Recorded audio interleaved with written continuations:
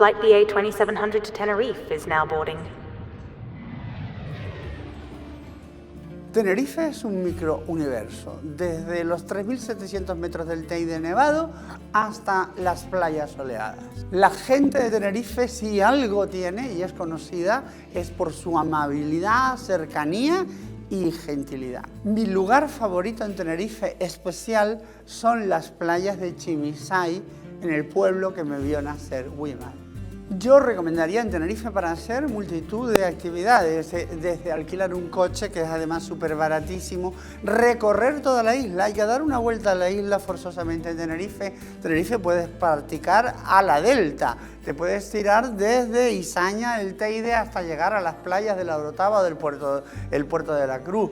En Tenerife puedes hacer surf, en Tenerife puedes bañarte en las playas, en Tenerife la gastronomía, por Dios, la gastronomía de Tenerife.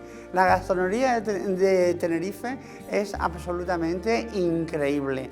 Hay que ir a los pueblos pesqueros, hay que ir a los pueblos de donde sacan de las barcas el pescado y la llevan a los restaurantes. Tenerife, las papas arrugadas y el mojo picón. De Tenerife, los pescados. De Tenerife al cielo. La verdad es que me hace muchísima ilusión poder estar en Londres con todas, con todos y con todos ustedes para los Peugeot 82 Pride Award Europe, with support by British Airways.